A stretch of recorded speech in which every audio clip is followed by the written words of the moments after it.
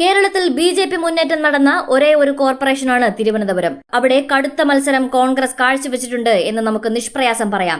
101 സീറ്റിൽ കഴിഞ്ഞ തവണ ആകെ യു.ഡി.എഫിന് കിട്ടിയ സീറ്റ് 10 ആയിരുന്നു. അതും വാർഡ് വിഭജനം കൂടിയായപ്പോൾ പേരെടുത്തു പറയാൻ പറ്റുന്ന 7 സീറ്റുകൾ മാത്രമേ കോൺഗ്രസിനുണ്ടായിരുന്നുള്ളൂ. ഈ സ്ഥിതിവിശേഷമൊക്കെ മുന്നിൽ നിൽക്കുന്നതിനിടയിൽ മേയർ ഊട്ടിയെ ഉയർത്തിക്കാണിച്ച് CPM തിരുവനന്തപുരത്തെ അടക്കി വാഴുകയായിരുന്നു. എന്നാൽ ഇന്നിപ്പോൾ 19 സീറ്റ് കോൺഗ്രസിന്റെ കൈകളിലാണ്. 7-ൽ നിന്നും 19-ലേക്കുള്ള ഒരു കുതിച്ചുചാട്ടമാണ് ഈ 2025-ൽ കാണാൻ സാധിക്കുന്നത്. എന്നാൽ അവിടെ ബി.ജെ.പി. കുതിച്ചുയർന്നു. 50 സീറ്റുകളാണ് അവർ താമരക്കുമ്പിളിലാക്കിയിരിക്കുന്നത്. ഇനി കിട്ടാനുള്ള ഒരു സീറ്റ് കൂടി അവർ നേടിയാൽ തലസ്ഥാന നഗരിയിൽ ബി.ജെ.പി. മേയറാണ്. എന്നാൽ അതിനൊരു സീറ്റ് കൂടി വേണ്ടിവരുമ്പോൾ എപ്പോഴത്തെയും പോലെ ഒരു ഓപ്പറേഷൻ താമരയാവും ഇനി കാണാൻ സാധിക്കുന്നത്. അവിടെ ഒരു വാർഡിൽ സ്ഥാനാർത്ഥി മരിച്ചതിനെ തുടർന്ന് ഇനി തിരഞ്ഞെടുപ്പ് നടക്കാനിരിക്കുന്നതേയുള്ളൂ. ഏത് വിധേനയും ബി.ജെ.പി. ആ വാർഡ് ജയിക്കാതിരിക്കുക എന്നതാണ് ഇനി കോൺഗ്രസിന്റെ ലക്ഷ്യം. അതിനായി ഏതു മാർഗവും സ്വീകരിക്കുക എന്നുള്ളതാണ്.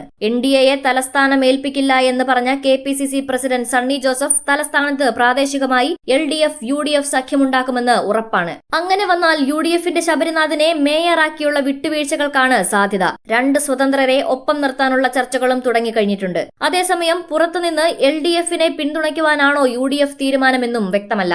എന്തായാലും കോർപ്പറേഷൻ ഭരണത്തിന് തൊട്ടടുത്ത് നിൽക്കുകയാണ് NDA എന്ന കാര്യത്തിൽ തർക്കമില്ല. മുൻ മേയർ ആര്യ രാജേന്ദ്രൻ എന്ന യുവ നേതാവിന്റെ കഴിവുകേടാണ് അവിടെ CPMനെ പിന്നോട്ടടിച്ചത്. വോട്ടെണ്ണൽ പൂർത്തിയായപ്പോൾ UDFന്റെ ദയാദാക്ഷിണ്യം ലഭിക്കുമോ എന്ന ചിന്തയിലാണ് ഇപ്പോൾ LDF നിൽക്കുന്നത്. ശക്തമായ ത്രികോണ മത്സരം എന്ന പ്രതീതി പ്രചാരണത്തിലുണ്ടായിട്ടും തലസ്ഥാനത്തെ വോട്ടർമാർക്ക് അത്രയ്ക്കങ്ങ് ആവേശത്തിലായില്ല. 10 വർഷത്തിനിടയിലെ ഏറ്റവും കുറഞ്ഞ പോളിംഗ് ആണ് രേഖപ്പെടുത്തിയത്. 2020-മായി നോക്കുമ്പോൾ 15,000-ലധികം വോട്ടിന്റെ കുറവ് ഇക്കുറി സംഭവിച്ചിട്ടുണ്ട്. ഇതാണ് കോൺഗ്രസിന് അനുകൂലമായി നിന്ന ഘടകം. അത് പണിയായത് ആർക്കാണെന്ന് പ്രത്യേകം പറയണ്ട.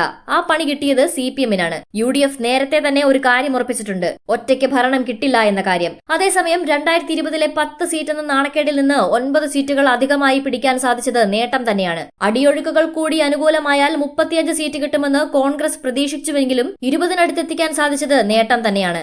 ശബരിനാഥിന്റെ കവടിയാറിലെ വിജയം വലിയ നേട്ടമാണെന്ന കാര്യത്തിൽ തർക്കമില്ല. വോട്ടുവെട്ടൽ വിവാദമായ മുട്ടട എന്ന ഇടതുകോട്ടയിൽ വൈഷ്ണ അത്ഭുതം സൃഷ്ടിക്കുമെന്ന കോൺഗ്രസിന്റെ ദീർഘവീക്ഷണവും വെറുതെയായില്ല. അതുകൊണ്ട് തന്നെ വെറുതെ ഭരണം ബി.ജെ.പിക്ക് കൊടുക്കണോ എന്ന ചിന്ത UDF ക്യാമ്പിനുണ്ട്. ശബരിയുടെ വാർഡിൽ ബി.ജെ.പിയെ തറപറ്റിക്കുമെന്ന് പറയുന്ന CPM ശബരിക്ക് അനുകൂലമായി വിധിയെഴുതിയെന്നുറപ്പിക്കാം. തീരദേശ മേഖലകളിൽ കഴിഞ്ഞ തവണ 14 മുതൽ 15 സീറ്റുകൾ നേടാൻ സാധിച്ചിരുന്ന LDFന് ഇത്തവണ അത് 4ഓ 5ഓ ആയി മാറി. പേട്ട, ചാക്ക പോലുള്ള ഇടതുപക്ഷത്തിന്റെ ശക്തി കേന്ദ്രങ്ങളിൽ പോലും വിള്ളലുണ്ടായി. നഗരത്തോട് ചേർന്ന് കിടക്കുന്ന ഇടങ്ങളിലും ഭീമാപ്പള്ളി, വലിയതുറ, പൂന്തുറ പോലെയുള്ള തീരപ്രദേശ ന്യൂനപക്ഷ മേഖലകളിലും കഴിഞ്ഞ തവണ ഉണ്ടാക്കിയ ആധിപത്യം അതേപടി നിലനിർത്താൻ LDFന് സാധിച്ചില്ല. ഈ തീരദേശ മേഖലയിൽ തങ്ങളുടെ നഷ്ടപ്പെട്ട അടിത്തറ കോൺഗ്രസ് നേതൃത്വം നൽകുന്ന UDF തിരിച്ചുപിടിക്കുന്നുണ്ട് എന്നുള്ളതാണ് ഏറ്റവും പ്രധാനപ്പെട്ട കാര്യം. ഈ ഒരു സാഹചര്യത്തിൽ തിരുവനന്തപുരം മണ്ഡലത്തിൽ ഉൾപ്പെടുന്ന 21 കോർപ്പറേഷൻ വാർഡുകളിൽ UDFന് ശക്തമായ മുന്നേറ്റമുണ്ടാക്കാൻ സാധിക്കുമെന്ന് അവരുടെ കണക്കുകൂട്ടൽ അതേപടി തന്നെ സംഭവിച്ചു. അതുകൊണ്ട് തന്നെ ഒരു നീക്കുപോക്കുണ്ടാകാനുള്ള സാധ്യതയും തള്ളിക്കളയാൻ സാധിക്കില്ല. അതേസമയം CPMലെയും കോൺഗ്രസിലെയും തലമുതിർന്ന നേതാക്കന്മാർ സഖ്യം വേണ്ടെന്നും ഇക്കുറി തോൽവി സമ്മതിച്ച് പ്രതിപക്ഷത്ത് ഒതുങ്ങിക്കൂടണമെന്നും പറയുന്നുണ്ട്. എന്തായാലും വലിയ പ്രഖ്യാപനങ്ങൾ വരും മണിക്കൂറുകളിൽ ഉണ്ടാകുമെന്ന് മാത്രം പറയാൻ സാധിക്കും.